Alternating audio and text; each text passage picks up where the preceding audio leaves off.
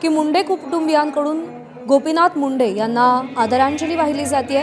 आज गोपीनाथ गडावरती मुंडे कुटुंबियांची उपस्थिती आपल्याला दिसते। आज जयंती आहे गोपीनाथ मुंडे यांची आणि त्या निमित्तानं गोपीनाथ गडावर मुंडे समर्थकांची गर्दी आहे। त्यासोबतच पंकजा मुंडे, प्रीतम मुंडे आणि धनंजय मुंडे सुद्धा गोपीनाथ गडावरती उपस्थित आहेत।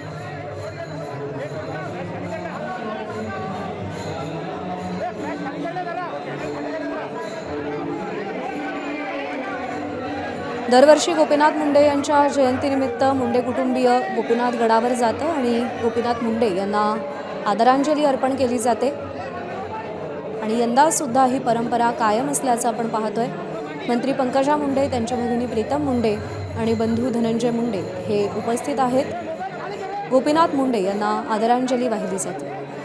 महाराष्ट्र भाजपमधलं, महाराष्ट्राच्या राजकारणामधलं एक अग्रणी आणि महत्त्वाचं नाव, ऊसतोड कामगारांच्या प्रश्नांसाठी लढणारं नाव आणि त्यासोबतच महाराष्ट्राच्या गावागावात पोहोचलेलं भाजपचं नेतृत्व म्हणून गोपीनाथ मुंडे यांच्याकडे पाहिलं जातं।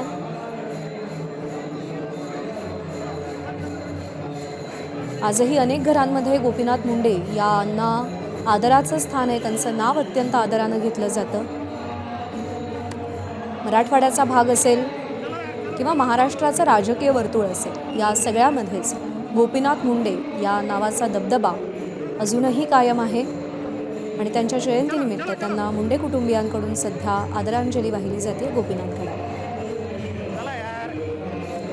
स्वानंद पाटील आपले प्रतिनिधी आपल्याला अधिक अपडेट देतील। स्वानंद, आज गोपीनाथ मुंडेंना जयंतीनिमित्त अभिवादन केलं जात आहे, काय भावना आहेत उपस्थितांच्या?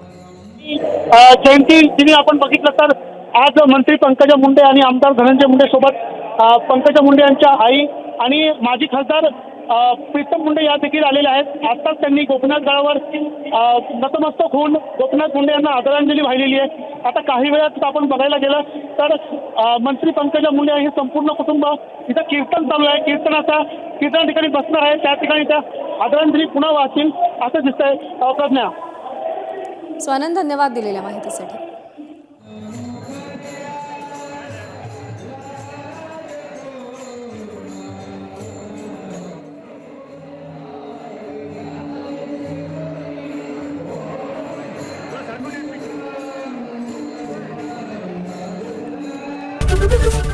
एबीपी माझा, उघडा डोळे बघा नीट।